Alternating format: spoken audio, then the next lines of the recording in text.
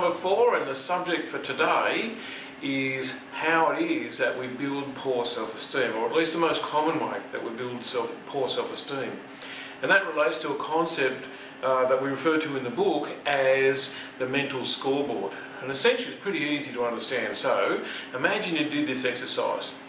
If I said get a blank piece of paper and write down all the good things about you, all of your successes, all of your victories, all the things you're proud that you've said or proud that you've done, how would you go with that exercise? And let's assume that you're able to jot a few things down on that bit of paper.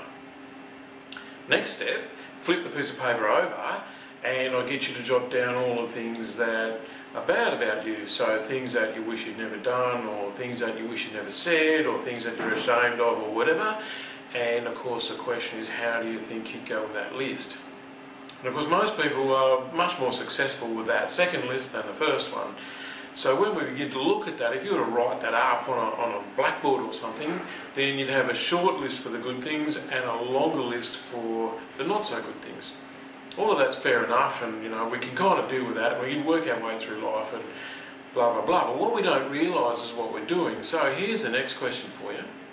What do you reckon our average Aussie says when we go up to them and say, hey, that thing on your good list, number 5 there, I really respect and admire you for having done that?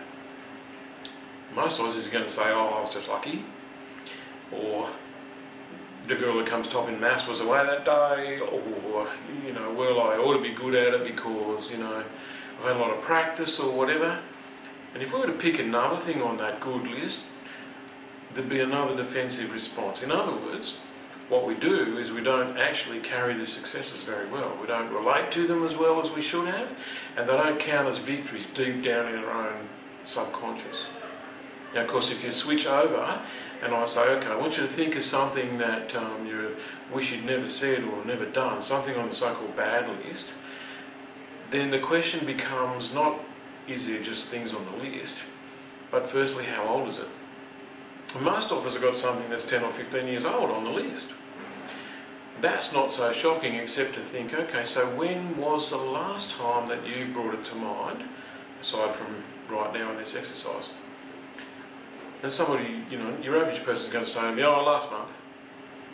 And I'll say, okay, what about the time before that? And I go, oh, maybe, a month before that. And what that means is if it's 10 or 15 years old and we've remembered it once a month for the last 10 years, then we've remembered it 120 times. And what's shocking about that is that every time we remember it, we go through the same level of embarrassment, perhaps fear, maybe guilt, those kind of things. Our face can even go red. So what happens is that we relive it tragically over and over and over and over. Problem with that is when you look at our two lists, what's happening is that on the good side, all of those things are being undermined and undervalued and not paid attention to. On the bad side, all of those things are being reinforced, gone over, and made stronger and stronger and stronger. So that's what we call the mental scoreboard. Your job is to readdress that. So as soon as you finish this video, grab a bit of paper, write the good list, forget about the bad list, get on the good list. How long can you make it? How much reinforcement can you do? How many things can you say to yourself, you know what, at the time that I did it, it was a bloody good thing, and I should acknowledge that. Bye for now.